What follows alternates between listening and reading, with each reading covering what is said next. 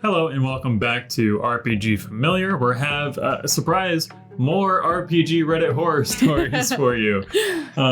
Consider this a little apology for not actually having any Bantering Blades episodes this week.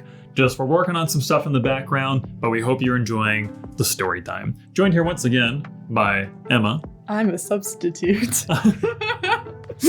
I'm a replacement. Max and Rowan were busy. Anytime you see Emma, that's the reason. Every time. No, I enjoy doing these. They're a lot of fun. We're going to hop right into it. Today, actually, we're going to have two stories for you, compared to the one where we normally just do one and call it a day. They're shorter. Yeah, they're two medium-sized stories. This first one comes to us from user BlindDragon16. And this is from 5 days ago. This is on the RPG Horror Story subreddit. The title of this reads, "Player pushes for a game, but doesn't participate at all." What a lead, come here, bull, and then swoop. We've had some people like that. We have. Yeah. We have had some people. You've specifically had players like this. That they'll approach you to be a part of the game, and then you start going to the process, and they're just they just dip. You just fade into the void of nothingness. I'm what do I do with your character now? Spaghetti meatball, just run off into the woods. Spaghetti meatball. What a good character. Anyway. So the post reads, "Sorry for any bad formatting. I'm on mobile." Everyone is always apologizing for bad formatting on mobile. Whatever. If you're doing it in paragraphs, it's as much formatting as I need. It's not a wall of text, so. Recently, my boyfriend and I got a group together for a Pathfinder game. Everyone was excited for it, especially the player in question. He had been begging for help finding a group to play with for a while. He pushed more for D&D 5e, but was willing to play any system. And with Pathfinder, that's a really decent equivalent. Yeah, it's close enough. We started putting our characters and gear together, which, by the way, if you complain that I'm saying it's close enough, I don't care. We started putting our characters and gear together. Angry typing. Yeah, I can hear it immediately. I made a ranger. Boyfriend made an arcanist. And we also had a rogue, a druid, a samurai, who were new to playing any kind of tabletop. Okay, so a lot of new players. The player in question made a swashbuckler. He planned to cross into the bard. So a little planning on little subclass, multiclassing. The first few sessions end up being a lot of teaching for the new players and how to play and how to build their characters. The swashbuckler shows up for only part of one and ends up having my boyfriend completely build his character outside of the rest of the group. Whoa, okay. Interesting. That's title is fitting so far. I would be so upset.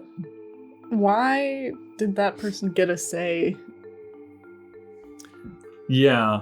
Well, here's what I'm curious about. Did they ask your partner to finish building their character? Because that feels like something that feels like personal, you know? Right. Was it just I don't have time to, I trust you? Yeah, or maybe it's you know the system better, this is what I want? Maybe. But it goes on to say, as we got into the first gameplay session, all of a sudden the swashbuckler stopped communicating.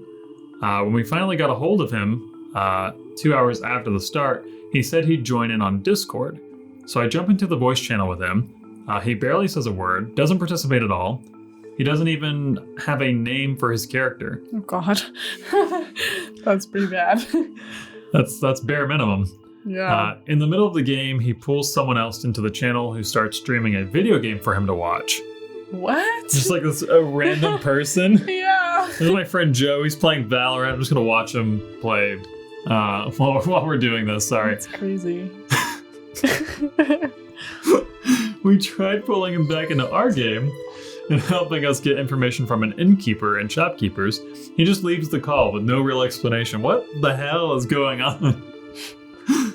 This guy's all over the place. He's never let them anticipate your next move, really, is this guy's entire definition.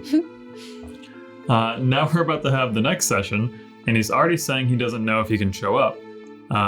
Every solution we offer is met with a different excuse. Most of the players are already saying that they'd rather not keep the swashbuckler in the party if he won't commit to actually playing, which fair. Yeah. I'm looking at adjusting my build so I can be the face, but honestly, my boyfriend is the only one who wants to try to keep him involved, and tries to get him involved again. And even he is getting worn down by it. Yeah. I mean, fair. Yeah. Jesus Christ. It low-key seems like he's just throwing a tantrum because it's not in D&D 5e. That's all, yeah, right? Like, he just lost all interest because it's not the format that he wants.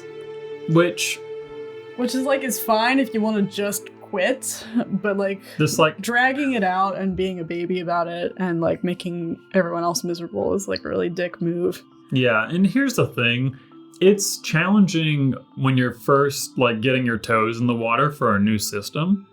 I feel like that's made easier almost when you know that you're not the only one. Yeah. It's like everyone at the table is learning the system. Everyone is kind of understanding this is new. This is not something everyone is like super familiar with. And I feel like it's just kind of a dick move to be like, oh, I'm in, but I'm not. I'm in, but no. Yeah. It's the half committal that I feel like is the most infuriating part of this. Mm-hmm. I want to read some of these comments. Let's see. This seems like the top comment here. It says, this is not a person who is actively interested in playing in your campaign. Play without him or drop him completely. If you wanted to be part, you would have made any effort. Yeah. Any effort. It feels like he decided this is the build type I want, swashbuckler and then bard. That's all they decided. Yeah. And then the only decision after that was, fuck this. Yeah, I feel like just at a certain point, they decided they didn't want to deal with the Pathfinder, system or the people, I guess. or something. And just decided not to say that and to instead just like be wishy-washy and like half ghost them. I don't know. I would love to hear their explanation. I really wish, here's the thing, this is so new. I wonder if we're ever going to get an update. Right, 5 days ago. I want to turn notifications on. If there's an update, I'm going to make a part 2 to this. I'm so curious. Yeah. But let's go ahead and hop into the next story. Okay.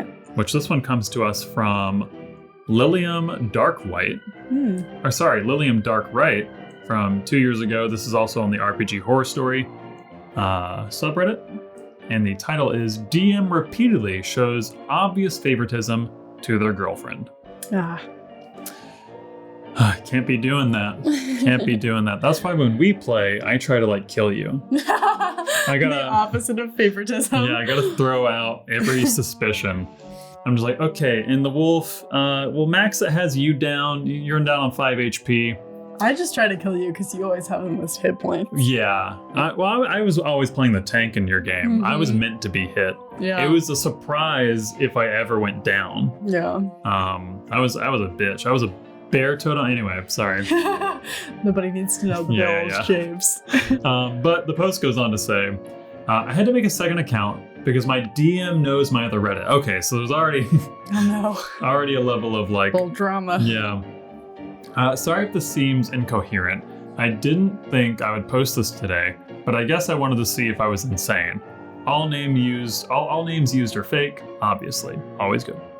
My DM, who we'll call Mike, fucking Mike, has been running D&D 5th edition games on and off with us for a few years now.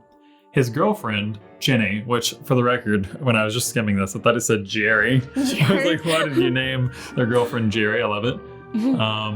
His girlfriend, Jenny, has recently started playing with us for this latest campaign. We began about half a year ago now. Mm-hmm. And though Mike has historically been a great DM, he just keeps bending the rules and generally focusing the campaign around Jenny's character to a ludicrous degree. Mm-hmm.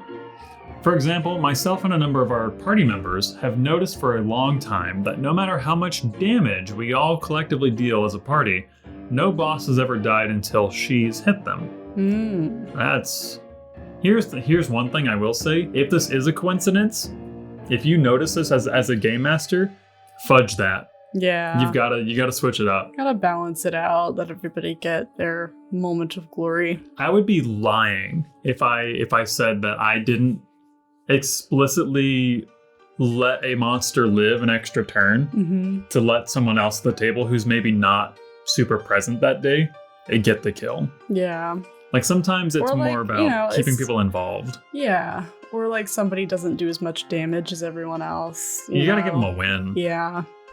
You got it. At the end of the day, it's about having fun. And you'd really, like, it's good when people have those, like, really outstanding moments of glory. It's different if poor little Rowan over there is, like, they're getting knocked over, getting knocked prone, not standing up, and just not doing anything. Yeah. But that aside to say, the post goes on. This is also something that is applied to the last enemy of any particular combat encounter. We'll collectively barrage the last bandit with rogue sneak attacks, hail of arrows, paladin smites, and anything else that we have. Just really beating up that last goblin. Oh my god.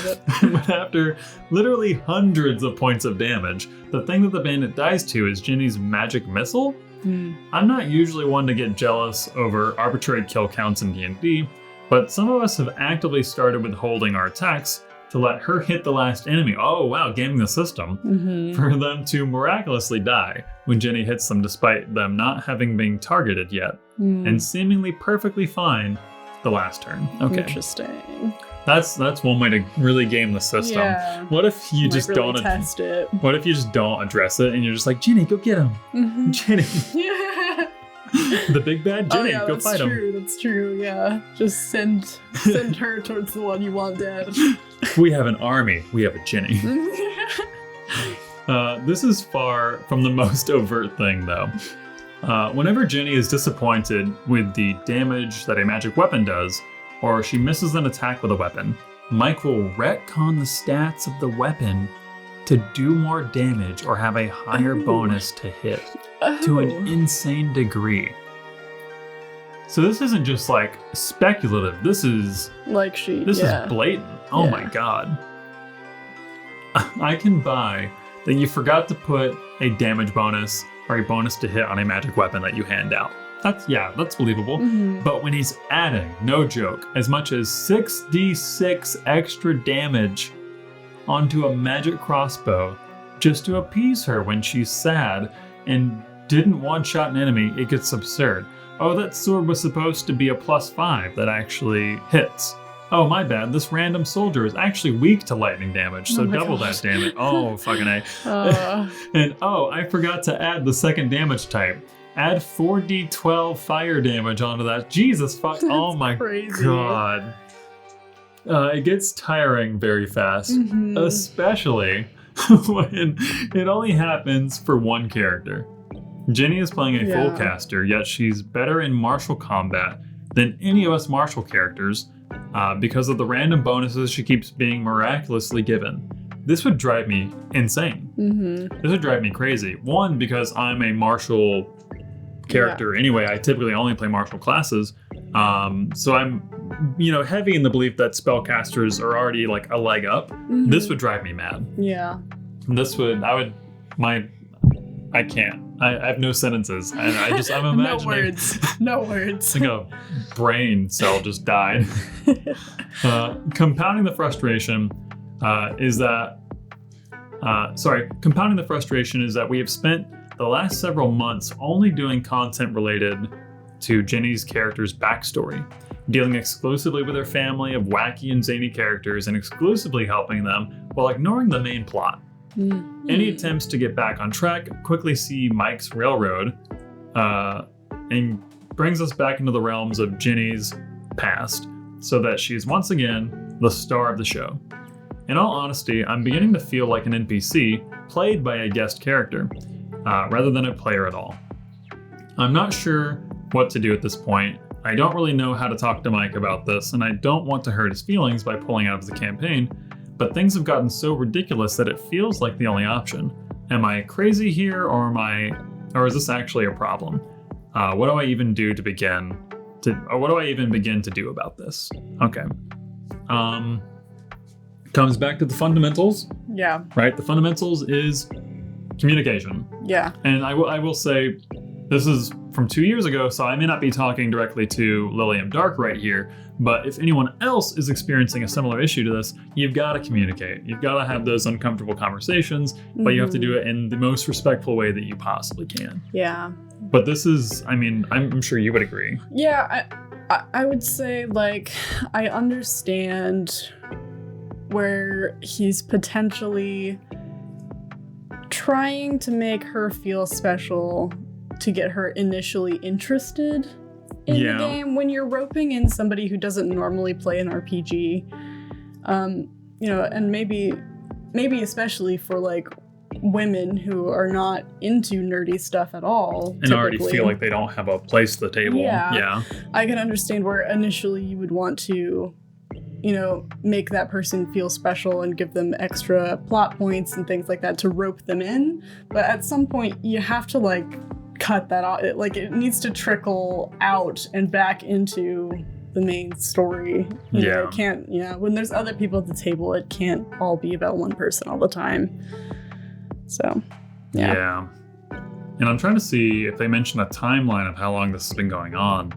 But I feel like if it's gotten to the point where they're... after a while... Yeah, I feel like if it's gotten to the point where they're going out of their way to create a second Reddit account to vent about this, and with how many examples there are as well. I mean, it's about that time. You gotta start trickling that off. But I definitely agree, like, getting people invested and interested.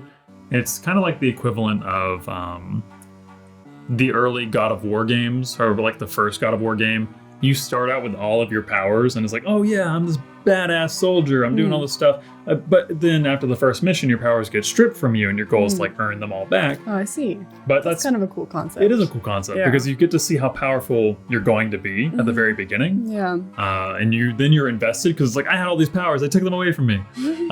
So I'm like, it's getting them invested and roped in, like you were saying, for sure. Yeah. But no, I don't think this person's crazy. Definitely not.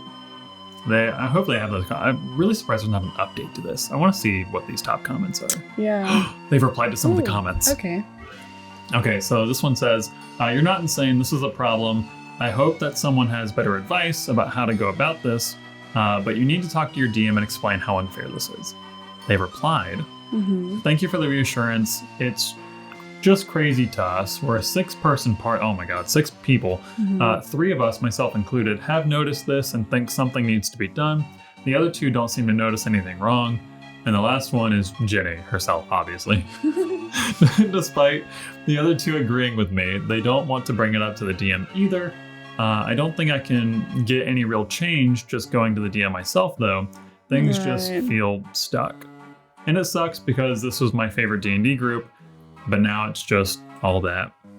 Well, I will say, if you're also in the situation, because I know for a fact I'm not talking to Lilium Darkright, is that even if you don't have your fellow players to come with you, the concern of one player needs to be a concern of the game master. Yeah. So you can have this conversation with your game master and leave them out of it, that, not to drag them in, but you can say, hey, this is an issue I've noticed.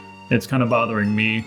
Or even talking to your friends and say, hey, if I leave you ambiguous, can I mention that some other players have had similar thoughts, but we don't want to like make anything weird? It really sucks when you're like the only person willing to come forward when multiple people have an issue, though. Because it's hard to not make it just seem like it's your opinion. Yeah, way to split the party, guys. Yeah. Trying to see if there's anything else in here. Please, I want an update. Please. This looks like it could be an update. Maybe. This is them just debating still, not talking. Yeah. Oh, man. Well, tell you what, I don't have time to dig through this and look for an update, but if you would like to, this post and the post that we covered previously are going to be the top 2 links in the descriptions with their titles right above the links so you know which one you're clicking on.